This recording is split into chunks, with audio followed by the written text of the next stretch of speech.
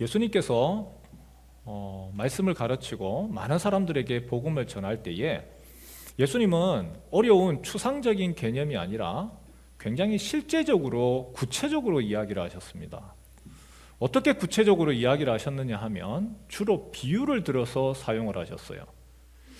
씨 뿌리는 비유, 그리고 잃어버린 드라크마 비유, 혼인 잔치 비유, 달란트 비유, 이런 비유들을 통해서 실생활에서 일어나는 일들, 딱 보면 척하면 착하는 것들, 그래서 무엇을 이야기하려고 하는지를 너무나 명확하게 알 수 있도록 그렇게 말씀을 전하셨습니다. 때때로 우리는 보면은 이해가 안 되죠. 이게 도대체 뭐지 싶지만 시간이 벌써 2000년이 지났잖아요. 그리고 그때 당시의 기술이라든지 오늘 우리 시대의 기술, 그리고 또 관습, 이런 것들이 다르다 보니까 거기에 대해서 이해를 못하는 것이지, 예수님은 구체적인 예를 실제적인 생활 속에서 나타나는 것을 통하여서 이미 말씀을 가르치고 또 알려주셨습니다. 오늘 우리가 읽은 요한복음 15장은 포도나무 비유입니다. 농사의 비유라고 할 수가 있겠죠.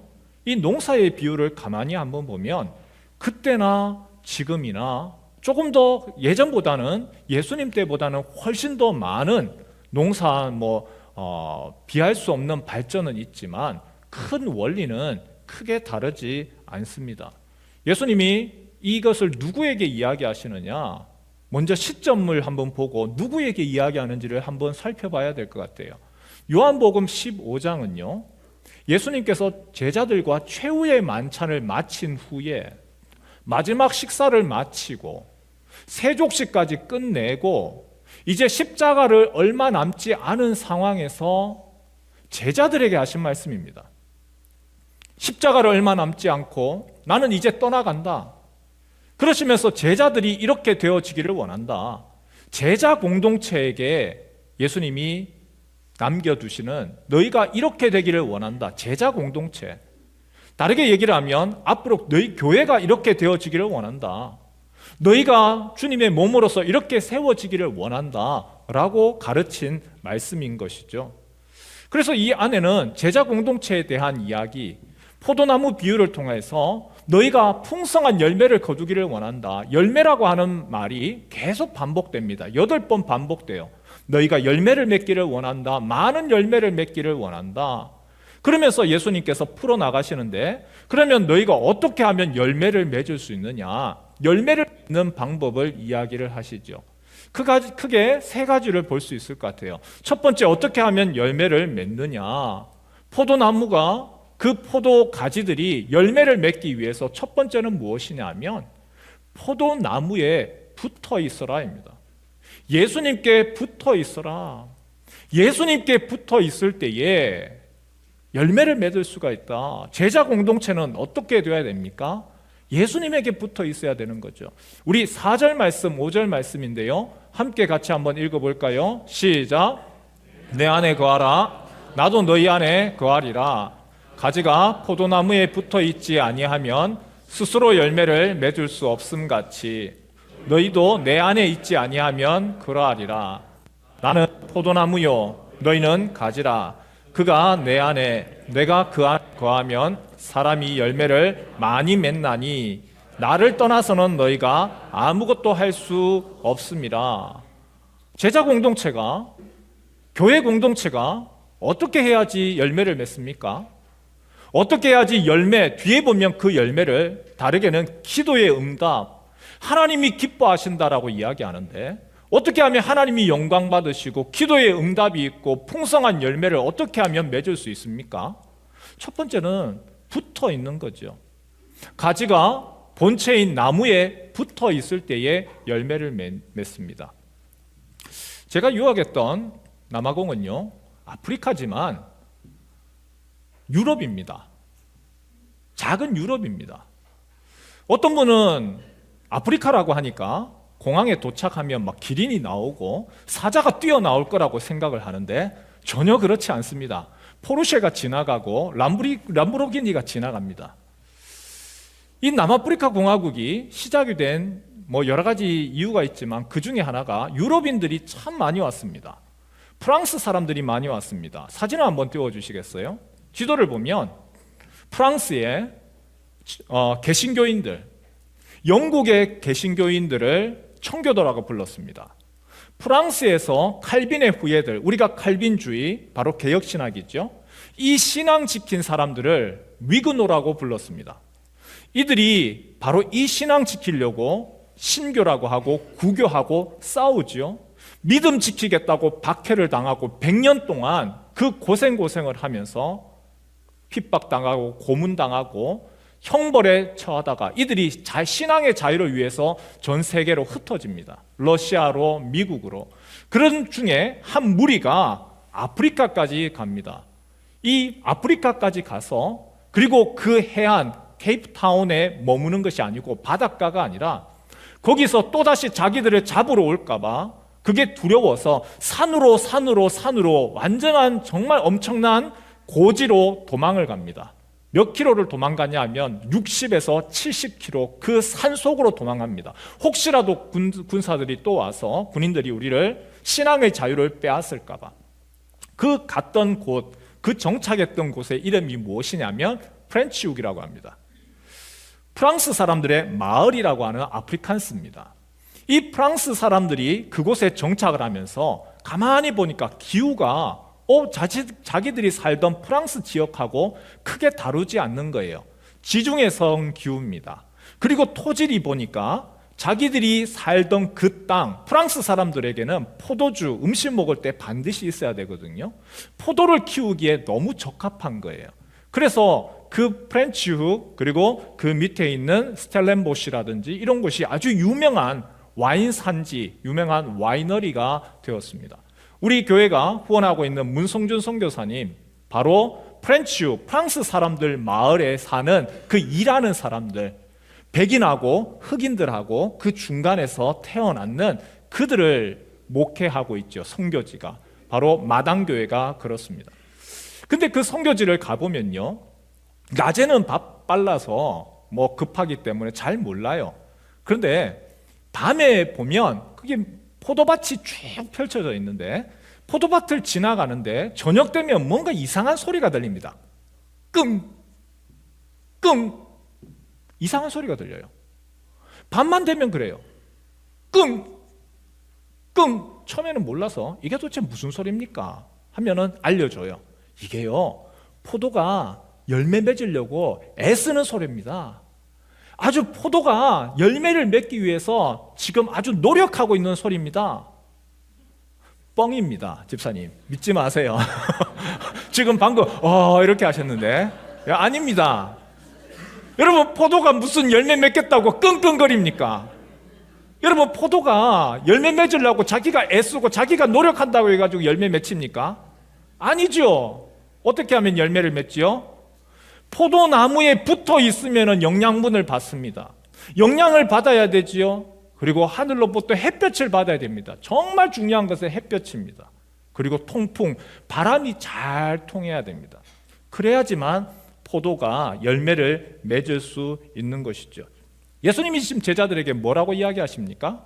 첫 번째가 뭐예요? 열매를 맺기 위해서 붙어 있어라, 붙어 있어라.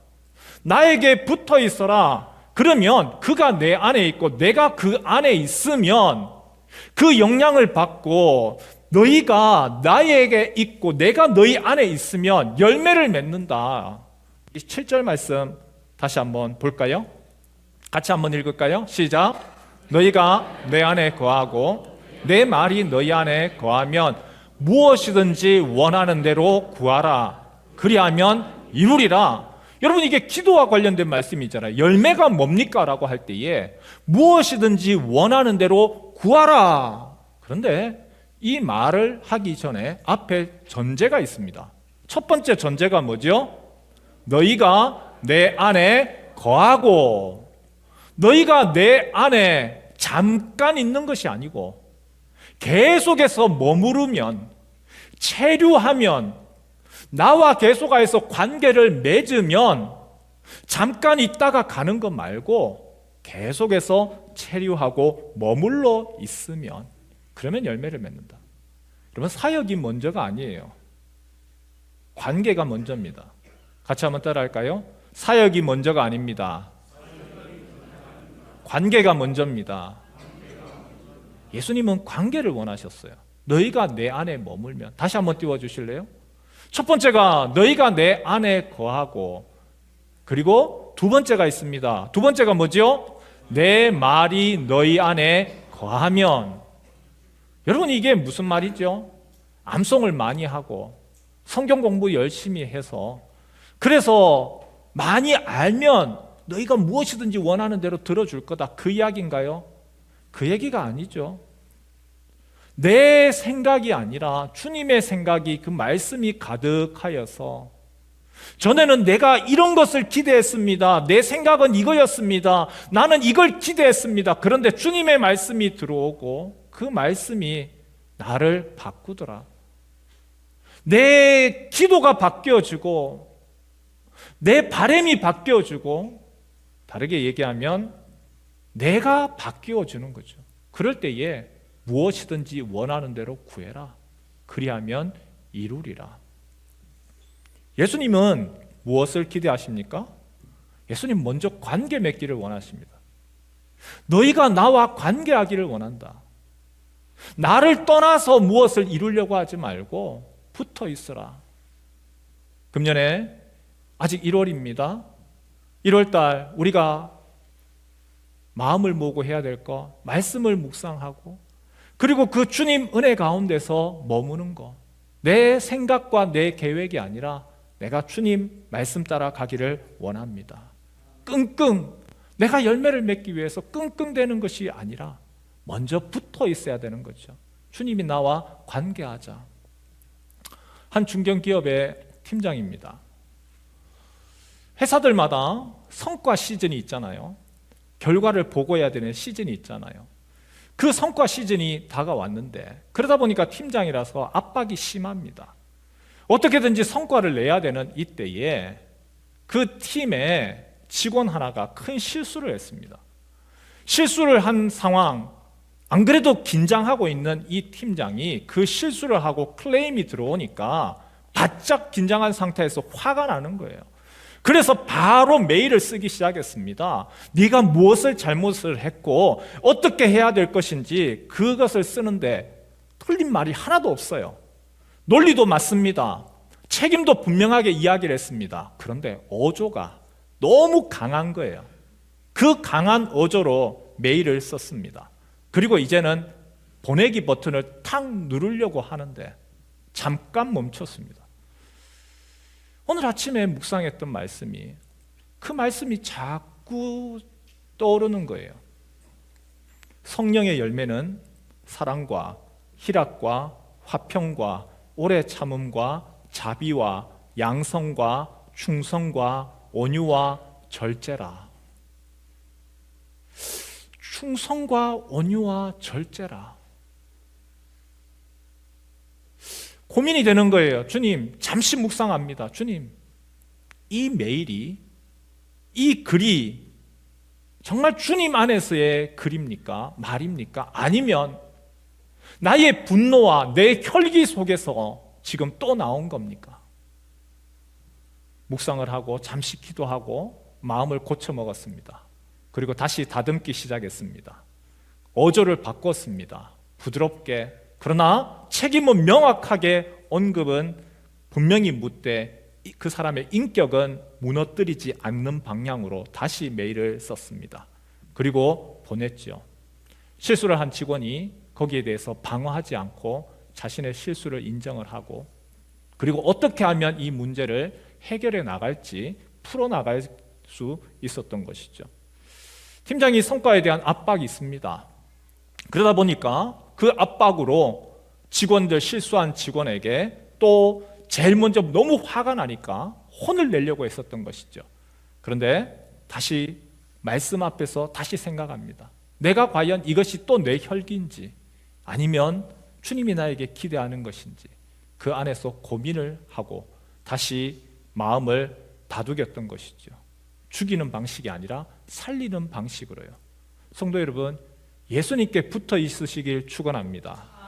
내가 주님의 말씀 앞에서 반쯤 잠기지 마시고 충분히 잠기십시오. 붙어 있으십시오. 두 번째, 예수님이 어떻게 하면 제자 공동체가 많은 열매를 맺을 수 있느냐, 이렇게 이야기를 하셨어요. 사랑으로 서로 연결해라. 같이 한번 따라할까요? 사랑으로 서로 연결해라. 예수님이 비유를 들 때에 포도나무 비유를 들었습니다. 이스라엘 지역에는 포도가 유명하기도 하지만 이 포도나무가 가지고 있는 성질이 참 독특해요. 포도나무는 한번 보십시오. 한 본체에서 가지가 뻗어나갑니다. 그리고 그 가지에서 또 새순이 나가서 또 뻗어나갑니다. 계속해서 뻗어나가기 시작합니다. 한 가족입니다. 포도나무로부터 시작되었는 가지들은 남이 아니고 한 가족이고 한 식구입니다. 사진 한번 볼까요? 어마어마하죠. 우리나라 전남 고창에 성함이 도덕현 씨입니다. 이분이 포도 농장을 했는데 기네스북에 올랐습니다. 포도나무 이 한 그루에서 몇 송이가 열렸느냐? 일반적으로는 50송이에서 100송이를 열는데 이분은요, 이 포도나무 한 그루, 한번 옆에 한번 보십시오. 다른 포도나무가 없어요. 이 포도나무 한 그루에서 4,000송이를 열었습니다. 일본에서 제일 많이 연 기네스북에 올라가는 것이 3,000송이입니다. 그런데 이 도덕현 씨는 4,000송이를 맺었습니다. 어마어마한, 그렇게 맺었죠. 이 크기가 어느 정도냐? 이게 뿌리가 쭉 해서 한 나무로부터 시작해서 뻗어나갔는데 1000제곱미터, 계산을 해보면 3.3 나눠보니까 평으로 하니까 300평, 우리 교회 땅 2배 이상 되는 크기로 그렇게 뻗어져 나가더라는 것이죠. 예수님은 열매를 맺기 위해서 첫 번째가 무엇이냐? 나에게 붙어 있어라 이야기를 했어요. 그런데 저 큰 포도나무가 모두 다 예수님하고 직접적으로 붙어 있을 수 있나요? 없지요. 어떻게 예수님께 붙어 있을 수 있습니까? 내 형제를 통하여서, 내 자매를 통하여서, 또 다른 제자를 통하여서 함께 붙어 있는 겁니다. 포도나무의 특징은요, 혼자가 아니라 함께 하는 겁니다. 나로부터 시작하여서 계속해서 이 포도나무가 한 식구를 이루고 또 순을 뻗어 나가서, 그래서 뻗어 나가는 거죠. 예수님이 이것을 무엇이라고 얘기합니까? 내 계명을 지켜라, 내 계명을 지켜라 이야기를 하셨어요. 12절 한번 볼까요? 12절, 나에게 붙어 있어라 하신 예수님이 두 번째는 너희가 내 계명을 지키라고 이야기했습니다. 함께 읽지요. 시작. 곧 내가 너희를 사랑한 것 같이 너희도 서로 사랑하라 하는 이것이니라. 우리가 관심을 가져야 되는 단어는요, 사랑하라가 아닙니다. 우리는 사랑하라에 관심을 가지죠. 사랑의 공동체, 예, 맞습니다. 그런데 예수님이 지금 강조하는 단어는요, 서로입니다. 어떻게 사랑해야 된다고요? 서로 사랑하는 겁니다. 일방적인 사랑이 아닙니다. 서로 사랑하는 겁니다. 서로 포도나무의 가지가 되어서 함께 서로 영양분을 주고 받으며 함께 나아가는 겁니다. 서로 붙들어주고 서로 격려하고 서로 유익을 주고 상호 간에 서로 사랑을 요구합니다. 13장도 한번 볼까요? 13장 34절에서 35절에도 예수님이 강조하는 거, 서로 사랑해라. 새 계명을 너희에게 주노니 어떻게 사랑하라고요? 서로 사랑해라. 내가 너희를 사랑한 것 같이 너희도 어떻게 사랑하라고요? 서로 사랑하라. 너희가 서로 사랑하면 이로써 너희가, 모든 사람이 너희가 내 제자인 줄 알리라. 예수님의 제자는, 예수님이 기대하시는 모습은 예수님께 붙어 있는 거, 예수님 사랑만 있는 것이 아니고요, 무엇을 하기를 원하죠? 서로 사랑하기를 원하는 거예요. 서로 사랑하기를 원하는 거예요. 그리하면 너희가 내 제자인 줄 알리라. 사랑은 추상적인 감정이 아니죠. 첫사랑, 뭐 내 마음에서 막 뜨거움이 올라오고, 여러분 이것만 사랑입니까? 그렇지 않죠. 그 사랑을 오히려 더 사랑하려고 노력하고, 그래서 사랑으로 이전에는 없었지만 사랑의 마음까지 나아가는 것이 사랑입니다. 예수님은 우리에게 무엇을 기대하실까요? 수직적인 사랑을 원하십니다. 붙어 있으라. 붙어 있으라. 하나님과 우리와의 관계, 주님은 이거 기대하십니다. 여러분, 이것이 없이 그 다음 나갈 수는 없어요. 수직적인 관계, 예수님 안에 머물고 말씀 안에 머물고 내가 주님 사랑합니다 하는 그것을 기대하십니다. 그러나 그 수직적인 사랑으로 머무는 것은 원치 않습니다. 수직적인 사랑이 있은 후에 그 다음에 어떻게 되기를 원하시죠? 수평적으로 그 사랑이 함께 서로 사랑하기를 원하십니다. 간혹 하나님과의 사랑은 잘합니다. 찬양할 때 보면 은혜에 넘치게 눈을 감고 손을 들고 주님을 향하여서 사랑을 고백합니다. 말씀 묵상도 잘합니다. 기도도 은혜가 있습니다. 수직적인 하나님과의 관계는 잘합니다. 그러나 눈을 뜸과 동시에 사람들에게서 걸림돌이 됩니다. 사람들 때문에 마음이 상합니다.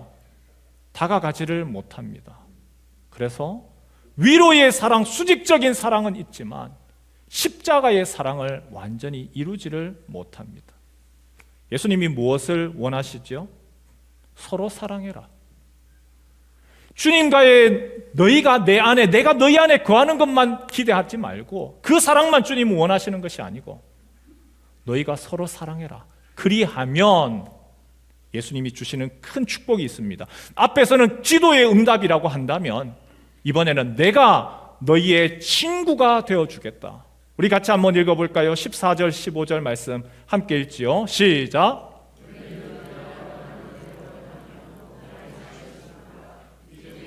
너희를 종이라 하지 아니하리니 종은 주인이 하는 것을 알지 못함이라. 너희를 친구라 하였노니 내가 내 아버지께 들은 것을 다 너희에게 알게 하였습니다. 내가 다른 성도와 관계를 맺고 그 사람과 친구가 될 때에, 여러분, 친구가 되기 위해서는 어떻게 해야 되죠? 내가 먼저 다가서야 되죠. 내가 다가서는 겁니다.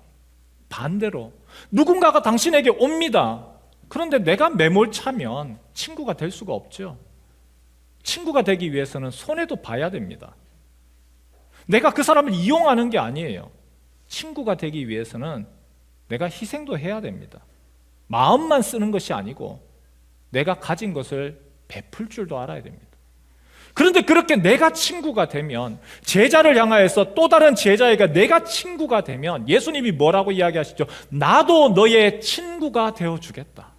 내가 친구가 되어주겠다. 예수님 친구, 어떤 친구입니까? 내가 너희를 종으로 여기지 않고 아버지가 나에게 알려준 거, 내가 이건 너희에게 알려주겠다. 내가 아버지께서 나에게 알려주신 것을 너희에게 알려주겠다. 금년에 저희 교회가 계속해서 강조하는 것이 있습니다. 목장이죠. 지난주에 우리가 오후에 목장 예배를 했고, 목장이 교회입니다. 이걸 계속해서 하는 이유가 뭘까요? 수직적인 관계, 하나님과의 관계 붙어 있어라. 저는 저희 교회 성도님들이 잘 하신다고 저는 봅니다. 그런데 조금 부족한 것이 무엇일까요? 이거지요. 수평적인 관계. 함께 친구가 되어지는 것. 우리가 교회 안에서 친구가 되어주고 그 사람의 형편을 아는 것. 많은 사람들이 있다 보니까 서로에 대해서 잘 드러내지를 않습니다. 그런데 목장이라고 하는 것은 서로를 알기 위해서 있습니다. 작다 보니까 그 사람의 형편을 압니다. 기도 제목을 나눕니다. 그리고 그 사람을 위해서 기도합니다. 기도하다 보니까 마음이 생깁니다. 내가 가지고 있는 거 그 사람을 위해서 나누고 싶습니다. 여러분, 목장이 어떤 것이죠? 바로 제자 공동체로서 서로를 위해서 함께 친구가 되어지고, 그리고 수평적인 관계를 훈련하는 훈련의 장소가 바로 목장입니다. 그곳에서 서로를 잘 모르는 사람들, 처음에는 어색하지만 받아주는 연습하는 겁니다. 이거 되게 중요합니다. 아이들은 그거 참 잘해요. 그런데 어른이 되면서 잘 못해요. 아이들은 아침에 나가서 싸우고 너 엄마 하면서 막 세가지고 나 다시는 너 안 놀아. 근데 그 다음 날 되면 애들은요 언제 그랬느냐는 듯이 또 같이 놀아요. 하지만 어른이 되면 어떻게 되죠? 중마고우입니다. 40년 50년씩인데도 한마디 말 한마디로 쫙 갈라지는 것이 그게 어른입니다. 주님은 우리에게 붙어 있어라 수직적인 관계만 얘기하시는 것이 아니고 수평적인 제자 공동체가 친구가 되어줘라, 함께 해라, 서로 연결되어 있다, 이 얘기를 계속해서 하는 것이죠. 특별히 부탁하는 것이 있습니다.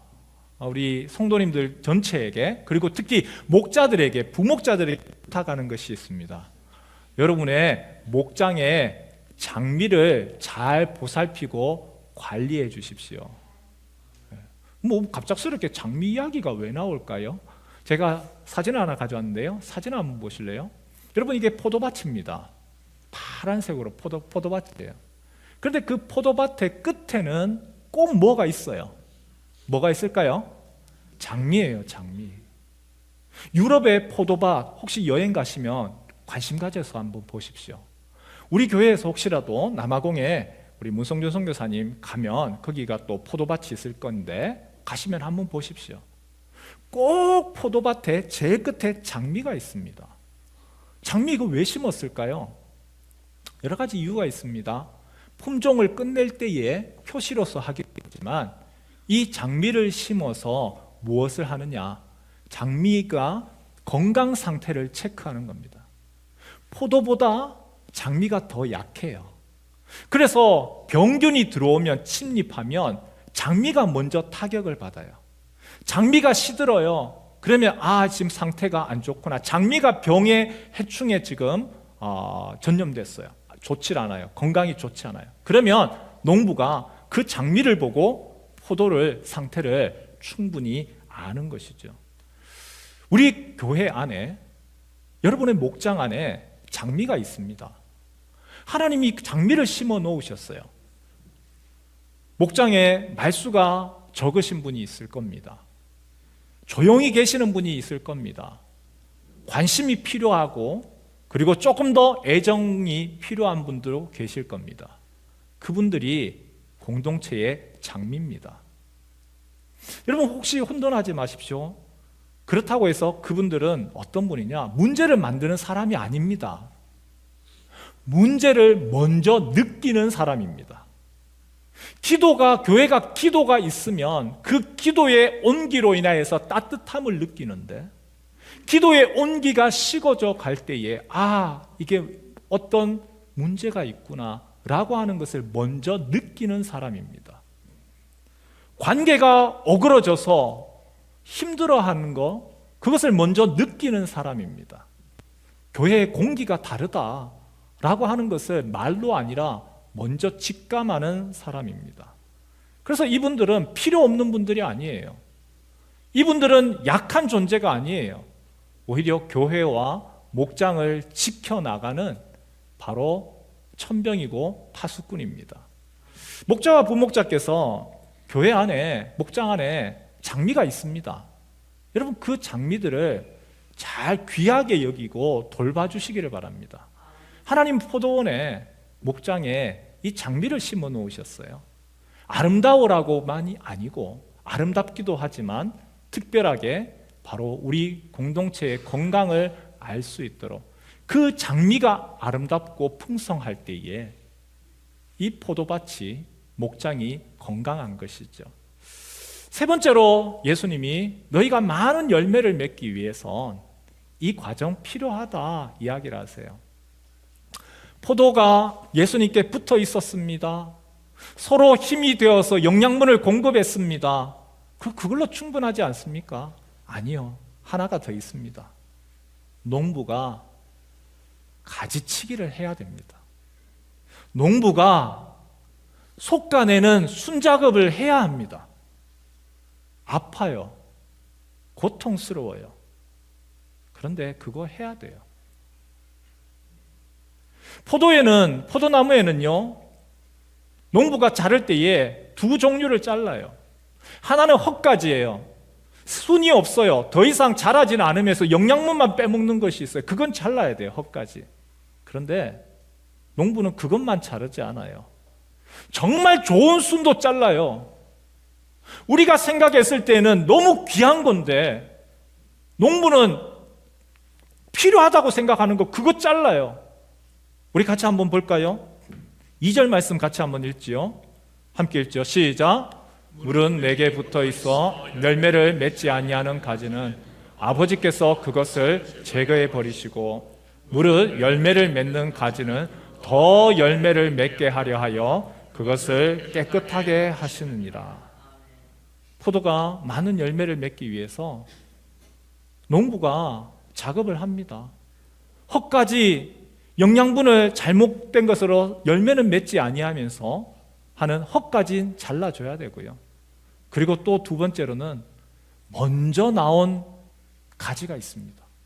먼저 나온 순이 있습니다. 우리가 보았을 때는 멋집니다.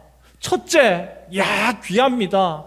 그런데 필요 없는 것이 아니라 너무 필요한데 농부가 자릅니다. 왜 그렇게 할까요? 그렇게 해야지만, 그것을 잘라야지만 다른 곳에 영양분이 골고루 갈 수 있기 때문에. 멋집니다. 좋습니다. 그런데 그 좋은 것을, 우리에게는 익숙해요. 우리에게는 편해요. 너무 가치 있어요. 그런데 농부는, 하나님은 그걸 자르십니다. 사도행전의 교회를 한번 보실래요? 오직 성령이 너희에게 임하시면 너희가 권능을 받고 예루살렘과 유대와 사마리아와 땅끝까지 이르러 내 복음이 전해라, 증인되라 이야기하셨습니다. 성령이 임했습니다. 함께 모이니까 너무 좋습니다. 같이 모여서 그 가운데서 성령의 역사들, 다이너마이트, 그것을 느꼈습니다. 성령의 역사, 교회가 똘똘 뭉쳤습니다. 그런데 교회가 똘똘 뭉치다 보니까 서로 엉킵니다. 흩어져야 되는데, 공간이 있어야 되는데, 햇볕을 받을 수 있는 공간, 바람이 통할 수 있는 공간이 없어요. 우리 주님이 어떻게 하셨죠? 사울을 통하여서 흩어버리는 겁니다. 뿔뿔이 흩어버렸습니다. 한 포도나무 농부의 이야기죠. 부지런한 농부입니다. 포도나무를 심었습니다. 열심으로 돌봅니다. 혹시라도 가지가 옆으로 축 처지면 얼른 가서 그 가지가 처지지 아니하도록 묶어주고, 그리고 그 가지들이 서로 얽혀 있으면 바람이 통풍이 안 되니까 빛을 못 보니까, 그래서 그것을 방향을 조절해 줬습니다. 가지 하나가 자기 자리라고 딱 자리를 잡으면 옆 가지에는 빛을 볼 수가 없어서, 그래서 가지들끼리 조정을 해주면서 그렇게 열매를 맺게 했습니다. 그리고 마지막으로 한 작업이 있습니다. 가슴 아프지만, 아깝지만 먼저 나온 순, 먼저 열매 맺는 거, 그걸 과감하게 그 가지를 잘라버리는 겁니다. 왜요? 더 많은 열매를 맺기 위해서. 수확철이 되어서 사람들이 물었습니다. 비결이 뭡니까? 당신이 이렇게까지 참 많은 수확을 얻게 됐는, 열매를 맺는 비결이 뭡니까? 특별한 비결 없습니다. 먼저는 가지들이 붙어 있게 했고, 그리고 엉키지 않게 했고, 그리고 필요한 것, 필요 없는 것이 아니라 필요한 것을 잘라냈을 뿐입니다. 하나님이 때로는 우리의 인생에 있어서, 아니 우리 교회에도, 여러분의 목장 가운데서도 이거 참 귀한데, 이거 놔뒀으면 좋겠는데, 그런데 가지치기 하십니다. 고난의 전지 작업도 하십니다. 우리가 이해할 수 없는, 나로서는 이해할 수 없고 가지로서는 이해를 못하겠어요. 잘했는데 왜 이렇게 하세요? 그런데 하나님이, 계획이 있으신 하나님이, 그 농부께서 그것을 가지치기를 하십니다. 편하기 때문에, 익숙하기 때문에 있는 그것들을 다시금 솎아내십니다. 잘못해서가 아닙니다. 절대 잘못해서가 아니라 더 많은 열매를 얻기 위해서지요. 성도 여러분, 하나님이 우리에게 기대하시는 거, 주님의 교회가, 제자 공동체가 많은 열매 맺기를 원하십니다. 주님이 원하시는 공동체, 제자 공동체 되시길 축원합니다. 붙어 있으십시오. 붙어 있으십시오. 그리고 서로가 서로에게 연결되어서 사랑으로 서로 사랑하는 공동체 되십시오. 그리고 주님이 우리에게 때로는 내 생각하고 달리 전지작업합니다. 가지치기 합니다. 나에게 소중한 거 그거 잘라냅니다. 그러나 그 가운데서도 하나님의 계획과 뜻하신 바가 있습니다. 우리가 그것을 인정하고 순종함으로 그 고난 가운데서 오히려 더 든든하게 세워지는 주님의 교회 성도들 되시길 주님의 이름으로 축원합니다.